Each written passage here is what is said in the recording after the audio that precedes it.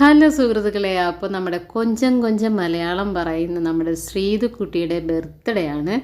അപ്പോൾ എന്താണെന്നാൽ അതിനുള്ള എല്ലാ ഒരു സജ്ജീകരണവും സെറ്റപ്പും ഒക്കെ ബിഗ് ബോസ് ഹൗസ് ചെയ്ത് കൊടുത്തിട്ടുണ്ട്. ശരിക്കും നല്ലൊരു കേക്കൊക്കെ വാങ്ങിച്ച് അത് ഭയങ്കരമായിട്ട് ഡെക്കറേറ്റ് ചെയ്ത് വെച്ച് നല്ല ഭംഗിയുണ്ട് കാണാൻ.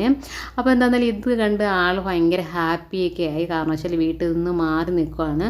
ആ ഒരു ബർത്ത്ഡേ സെലിബ്രേറ്റ് ചെയ്യുമ്പോൾ സന്തോഷവും സങ്കടവും ഒക്കെ കാണും. കാരണം വെച്ചാൽ വീട്ടിൽ നിന്നും കൂടെ മാറി നിൽക്കുകയാണെന്നുള്ളത്.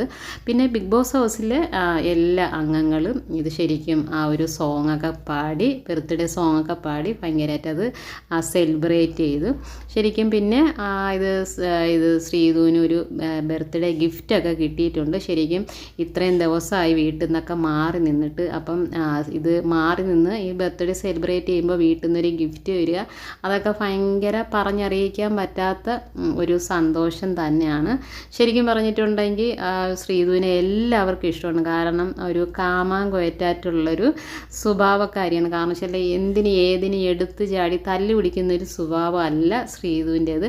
അപ്പോൾ അതുകൊണ്ട് തന്നെ ഒത്തിരി ആളുകൾക്ക് ശ്രീധുവിനെ ഇഷ്ടമാണ്.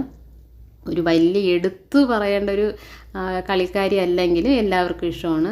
അപ്പം ശ്രീധുവിന് കിട്ടിയ ബർത്ത്ഡേ ഗിഫ്റ്റ് എന്ന് പറയുമ്പോഴേക്കും ഒരു ലെറ്ററാണ്. ശ്രീധു അമ്മയും കൂടെ നിൽക്കുന്ന ഒരു ലെറ്ററാണ്. ശരിക്കും പുള്ളിക്കാരി അത് വായിക്കുമ്പോഴൊക്കെ ഭയങ്കരമായിട്ട് സന്തോഷം ഉണ്ടായിരിക്കും. കാരണം വെച്ചാൽ ഇതിനകത്ത് വരുന്നതിന് മുന്നേ ഉള്ള ഒരു ബർത്ത്ഡേ ഇതൊക്കെ ആ ഒരു സമയത്ത് ഓർത്തിട്ടുണ്ടായിരിക്കണം.